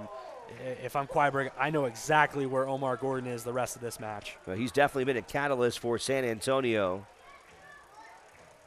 as their offense is starting to get into a nice rhythm. We'll give it to Gordon again. Quaiberg steps up and is able to intercept it. Janjigi in the clearance. And a throw in now coming up for San Antonio as Pekka will hand it off. This is a situation where you're going to see Reno's defense tested. These next 20 minutes, San Antonio's not going to let up. They're going to keep going for a goal. Reno's got to be able to withstand this. Just stay compact, play together, play with that chemistry we were talking about, and be able to close down space. San Antonio quickly getting it back into play. Lopez will send it wide. Back to Lopez inside the box. Takedown inside the box. All clear for Reno there, and a corner kick now for Gordon. Looked like Partita on that tackle. It's a tough spot to go in studs first, but when you get the ball, it works out in your favor. A little bit of a risky play, but well executed by Kevin Partita. And another corner kick from Gordon, who has a goal off of a corner kick, which still seems amazing.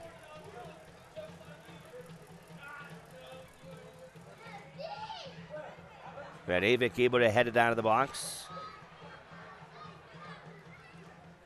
Pekka. Guadarrama's beat as Partita is able to clear it. Now, if you're Reno, you want to step up. You want to push the line up a little bit. Make San Antonio make a good pass to beat you. King centers too far. Gordon's there, though. Gordon makes a move, puts his right foot into it, and off this side of the net. Deflected by Reno, though, and Gordon once again will head over the corner. It's a solid play there from Omar Gordon, being in the right place at the right time, far post. Knew that ball was going to be long. Chested it down, deked the defender, picked his eyes up, and sent a shot on goal. Those are the types of plays that are dangerous, but that's a good spot to be in for Marcinkowski. Richards heads it out of the way. Mafeka putting a little pressure there, but San Antonio keeping possession. Pekka looking for Gordon. And Gordon trying to get it off of Quaiberg, and it looks like he was able to do it. A stressful second half for Joel Quaiberg trying to guard Gordon. And you mentioned it, had that wild goal from this spot of the fields back in the 47th minute as he was able to score on that near post. An unimaginable goal, really, as he was somehow able to find that corner pocket.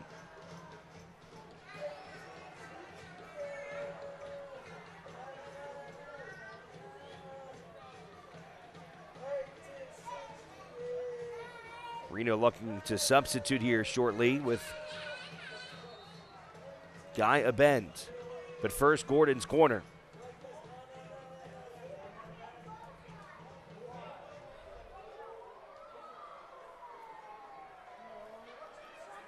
Not that time, as Marcinkowski now will give it a chance now to take his time, allow the substitution, and hopefully break up the rhythm of San Antonio as they were able to hold possession there for several minutes with a couple opportunities.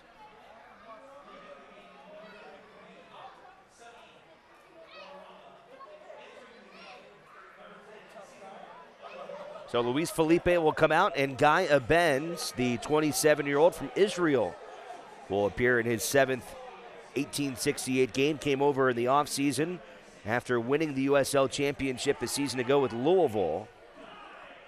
He was a huge part of their run to the Cup. I believe San Antonio also made a substitution just before that corner kick. I believe it's Sonny Guadarrama making way for Cesar Elizondo.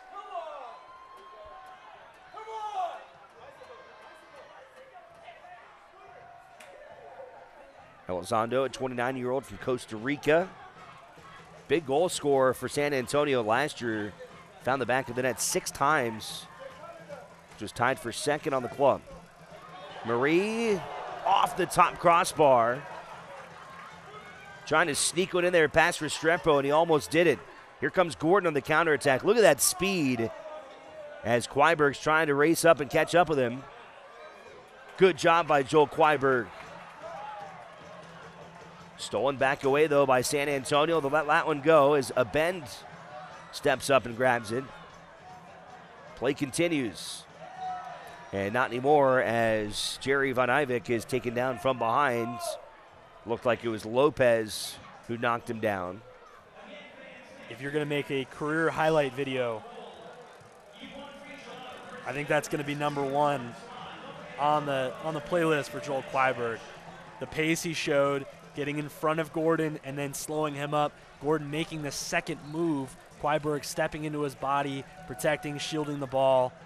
Excellent defensive play. It's exactly what you want out of your defender, and it happened a little bit off camera, but he took a breath, hunched over, stretched out a little bit, which you're more than welcome to do that when you play that type of defense. Textbook defending from Joel Kleiberg on Omar Gordon. Looks like we're going to get another yellow card here for Pekka. Late challenge. And another good turn.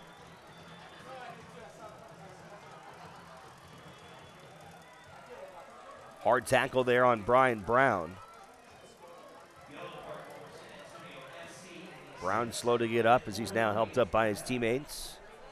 Well, and I think you can clearly see what San Antonio's adjustment was at halftime. It was to involve Omar Gordon and make him really challenge the Reno defense. In particular, they've tried to go over the top with him a bunch of different times. And although it hasn't necessarily worked, the goal from Gordon came from a corner kick. They have certainly given themselves some quality chances with that mindset. And certainly they have challenged Reno much more than they did in the first half with the adjustment of sending Gordon in such a strong capacity. Yeah, I think it was more just a mindset. They were looking to get forward. In that first half, they were very much content sitting back, letting Reno hold the ball. I believe Reno had something like 62% possession, and in the first half, a lot of that was in San Antonio's own end. I think they were okay with that. But once the second half came, they flipped a switch. They looked for Gordon more. They looked for Alex Bruce in the box, and everything just started to click a little bit. Now, granted, they haven't scored from the run of play. Their goal comes from the craziest corner kick you'll see all year. But in these next 15 or so minutes, the fact that you've tested Reno's defense that much, it's going to put them on their back heels. So while it hasn't worked in open play yet, they've started planting the seeds for their attacking runs so that Gordon can get forward. Alex Bruce can get in the box. Cesar Elizondo, the newly substituted guy, he can find space in the box. So those runs early on in the second half, while they didn't work in producing a goal, they've produced attacking momentum. Kleiberg, you saw him getting stretched out there by Reno trainer Steve Patera, maybe dealing with some cramping, and he really has been forced to run a ton trying to guard Omar Gordon. Reno will go to a substitution and bring in Duke Lacroix. Started on Wednesday in that Open Cup match. He was signed by Reno in mid-April. Playing in Orange County a season ago.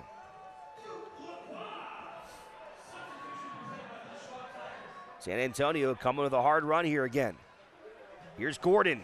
Gordon couldn't do much with that one, and he would have really liked to have that one back because he had one teed up right in front of Marcinkowski. He made that way too easy. I'm going to nitpick here a little bit on Marcinkowski. He went to one knee and had a little bit of an opening behind his hands. You'd like two knees. You'd like him to go down, grab it, and put your chest right on that ball. He had a little bit of a fumble with it. You don't want to give up a rebound in that chance. You definitely don't want to let that ball slide through. Granted, that's total nitpicking. You'd like to see Gordon do a little bit better with that shot, too. I don't think he picked his eyes up. I think when that ball was coming, he just kind of struck it. He might have even had time for a touch towards goal. I like that he took it first time, but you'd like to see him put that far post. But strong play from San Antonio. That's the type of attacking run that, we were talking about Gordon making those runs early. Reno was on the back foot. They were backpedaling that entire way. No one was stepping towards the ball. which that seed was planted earlier on in the second half with San Antonio making those runs. It'll be interesting to see if Reno can snuff those out. There's got to be less space in between the midfield and the defenders. Right now, everything's way too spread out for Reno. They've got to get some formational integrity is what I like to call it. They've got to get back to their shape, which, that's something they were very good at last year. Carroll sends it down the field for Brian Brown.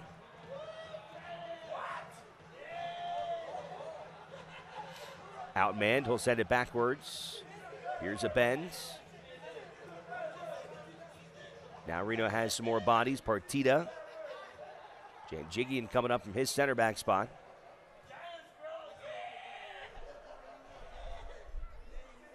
And this is more to just give everyone a breather. They know the next 10 minutes is going to be tough on everyone. Just nice, calm, easy passes. Not really attacking, just kind of moving the ball around. Reno known for being such a offensive team and an offensive mindset. Do you expect that maybe in these last 10 minutes, especially seeing the effectiveness of Gordon, to see them maybe sit back a little bit more than they typically do to try and close this out? There's a give and take.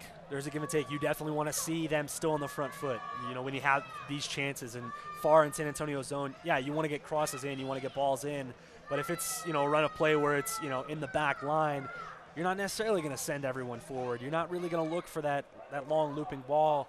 You're going to look more for possession to keep San Antonio on the back foot and not give up sloppy turnovers, which is something that can kill a scenario like this. When you have a goal up and you want to keep attacking it, if you give up a sloppy turnover, especially against a good team like San Antonio, who's going to pounce on those opportunities, it's a give and take. Yes, you want to see Reno still attack, but you have a one-goal lead. You want to sit back a little bit and not send everyone forward, which I think Ian Russell knows that, and I think he's preached that with his players, that playing with a lead, as an attacking side, you want to keep attacking, but not at all costs. Well, they're being very patient here, spreading the ball all over the field. Which is exactly how you want to do it, is just be patient, make the easy pass, spread the ball around, don't try anything spectacular, and don't have sloppy turnovers that lead to one-on-one scenarios in the back line. Here's Lindo Mafeka. Mafeka, left foot, and stopped by Restrepo. Well, that was a good chance there from Reno. Good patience, Mafeka with a good move. And now you see there's 4 or 5 blue shirts on the defensive end ready for a San Antonio counterattack. Yeah, they're definitely looking for the equalizer. San Antonio showing a yellow card here. It looks like Lacroix just came into the match and took this knock. Ooh, studs first. Like right in a rough spot. It's Elizondo, the second half substitute, showing the yellow card. I'll say this, I would not want to be Duke Lacroix at this moment. Very tough play. But you said it, San Antonio's, they're looking for the equalizer. They're not sitting back, and that's something they like to do. Is if the roles were flipped, San Antonio was playing with the lead, that's something they're very good at, is sitting back, inviting the pressure, and just clearing balls out, where this is a little bit of unfamiliar territory for them of trying to press forward and go get that equalizing goal. It's not necessarily what San Antonio likes to do.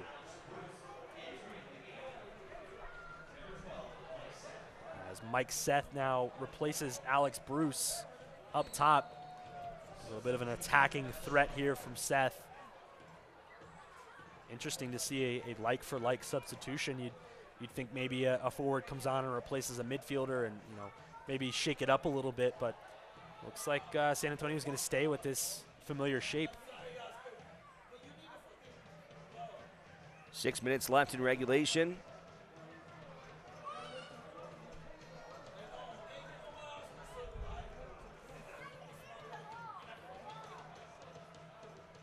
Trying to go over the top again. There's Gordon in a familiar spot.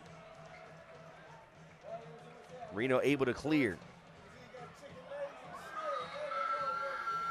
Duke Lacroix doing really well with that tracking header.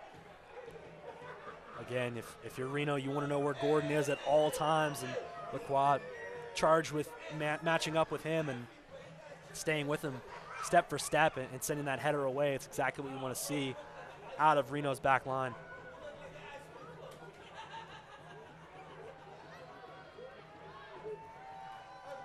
Reno, who was so good at home last year, hoping just for their second win of the season here at Greater Nevada Field, where they have gone 1-3-1. Their only victory, a 2-0 defeat of OKC back on April the 28th. Yeah, and if you ask me, I think that's the most surprising fact of the early start to this USL season is Reno not really taking care of home field. As you know, they're looking to do that tonight, but it really was such a fortress in last year's USL season that it was surprising to see some of the early results from Reno of not really taking care of home field. Mentioned 1-3-1 this year. They were 9-2-5 at home a year ago, so already more losses here this season than the entirety of that 2017 season. It's surprising. It's very interesting, and you know we've alluded to it, but you know you can't replicate last year, but especially when you lose the league MVP, the leading assist man, a top center back in Jimmy Ockford. Like it's incredibly tough to replicate all of what they did last year. Not only, you know, just because it's hard to do that 2 years in a row, but when you lose guys like that, it's incredibly hard to produce those results. But nonetheless, I think the home record is still just so surprising that they had such a lock on Greater Nevada Field that it was surprising to see the early results.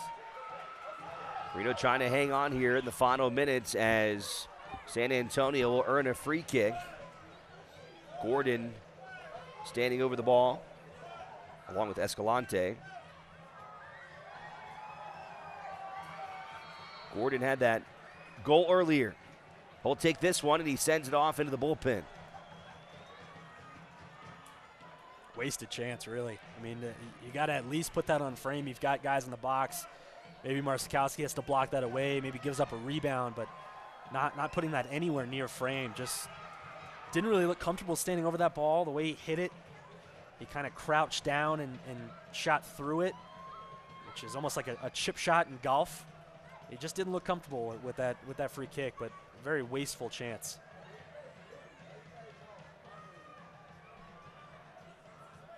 Richard sends that one out of play, and a throw-in now coming for Cochran.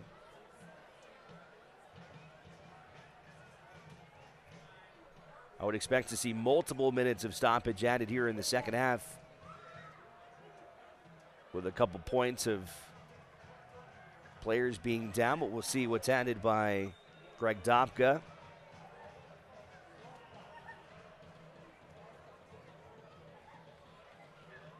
Here's Gordon again, leading the charge.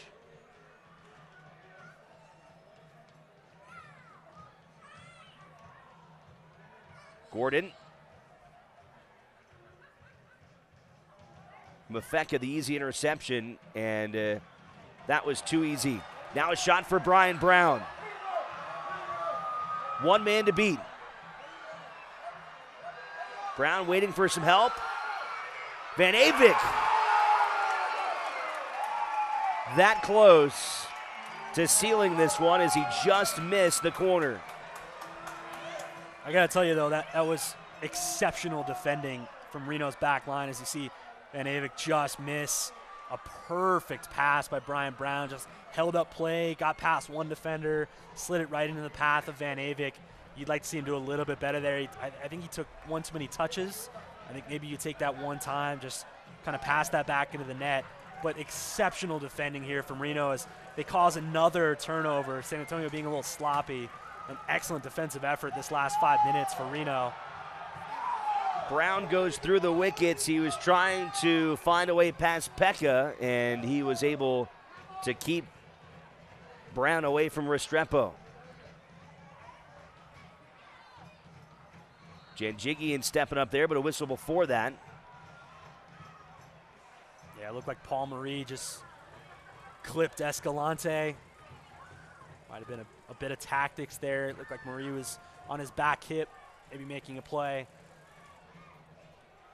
This Reno defense has been stout.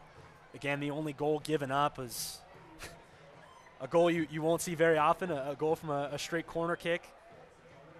They have been fantastic tonight. Brent Richards, especially in these last 5 minutes with his stand-up play. And the midfield coming back into play. Partida's been fantastic defensively. Just need a few more minutes out of this Reno defense. Marcinkowski pulls that one out of trouble. as we head into the final seconds of regulation here tonight at Greater Nevada Fields. Good confident play there from Marcinkowski. Knows exactly where that ball is going. No one really testing him. Just rises up, makes an easy catch, goes right to his chest. Everything you want to see out of a young keeper. Another good link-up play here. Mafeka was looking for Van Ivik. And even if those passes aren't leading to goals, those are positive passes. If you're Ian Russell, you like to see those guys linking up, playing 1-2, making runs off those balls, guys being very willing to pass the ball. That's everything you want to see out of this offensive side. Here comes Brian Brown again. 5 minutes of stoppage time added. Brown getting tangled up there with Lopez. You see how physical of a player Brian Brown is as a forward. And he'll get whistled there as he was trying to keep possession, but can't do it. If you see Brian Brown up close and you hear forward, you might think basketball player. I mean, he's a very strong, powerful player, quick and agile, a really good goal scorer, and a solid option for this Reno team. And especially if they can get Mo Chow going with Mo Chow and Brian Brown, with Mark Anthony Gonzalez. This team has the offensive firepower.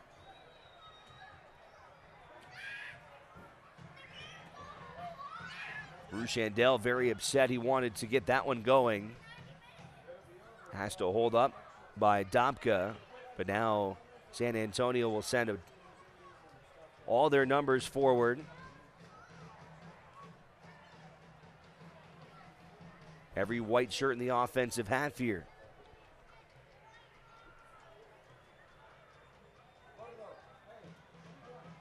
Richards gets his head on it. Gordon for the corral. Abends able to get it away from Gordon. But a whistle, and San Antonio gets to keep possession, and Guy Abend is not happy with Greg Dobka right now. Yeah, I completely disagree with the call. I think Gordon just slipped trying to make those quick movements, which is, his bread and butter tonight. But I think he just slipped on the pitch, and Guy Ben was in the right place at the right time. Tough call against him, and a dangerous free kick here. Elizondo headed away by Carroll this time. Go out of bounds. Escalante the throw in. Halfway through the stoppage time, Reno clinging to a 2-1 lead here in downtown Reno.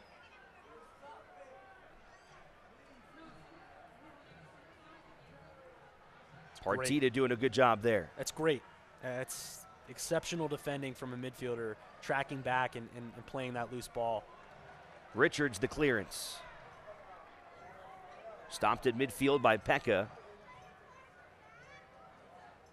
Finds a man in the box, and what a job there. Janjigian, who saved a goal earlier in this half, is able to get his head on that one to avoid an opportunity for San Antonio. I'm not sure Mike Seth knew how open he was in the box, or else I don't know if he would have tried to head that across, maybe chest it down and take a shot. But, man, he was unmarked, and that ball was right on his head. Gordon deflected, but right to Marcinkowski. And a sigh of relief for JT Marcinkowski there. You could see it on his face. That deflection was a pretty gnarly one. I'm not sure he knew exactly where that was going, but for him to snatch onto that one, that's a solid sigh of relief from him. But I go back to the play from Mike Seth. I mean, San Antonio sends that long ball in. Reno's done a fantastic job defensively, but losing a guy unmarked in the box like that in this scenario is not something you want to see if you're Ian Russell. I'm sure he's going to be having words about that after the match. But this is solid for Reno. You get it deep into San Antonio's zone. You get a throw in. You can run the clock a little bit, maintain play here. Unless sloppy turnovers. It's the one thing you didn't want to see there. Yeah, uncharacteristic there from Richards. Threw it in, stolen away right away by Escalante, and perhaps one more shot here for San Antonio. You see the clock there. 5 minutes of stoppage. This could be their last possession. Trying to go long. Janjigian sends it back to the middle of the field. Elizondo Reno able to clear it back to midfield. They would like to see them keep possession there as we get into the final ticks. No whistle on the push down from behind. Marcinkowski will grab it.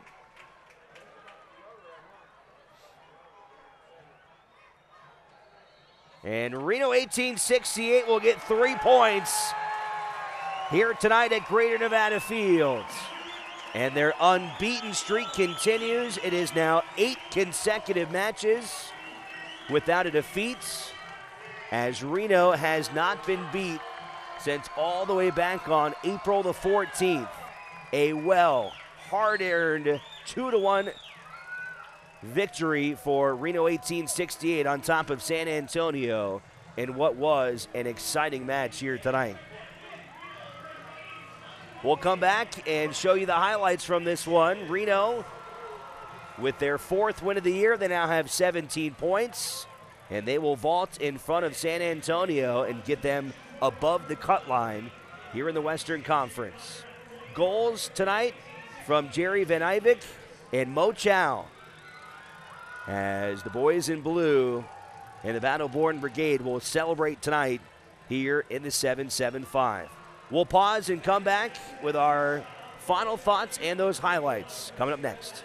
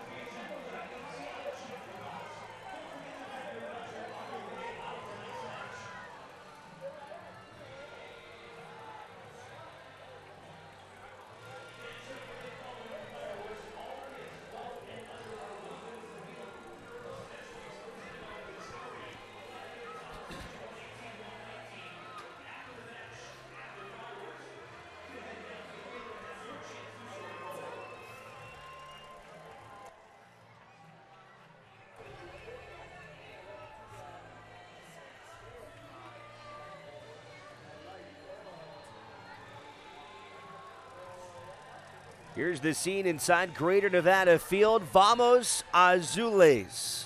Reno 1868. Now 2-1 all-time against San Antonio with wins both times here in their home building. They beat them last year 2-0, and tonight a hard-earned 2-1 victory. Reno had the halftime lead thanks to a goal from Jerry Van Ivik in the 39th minute.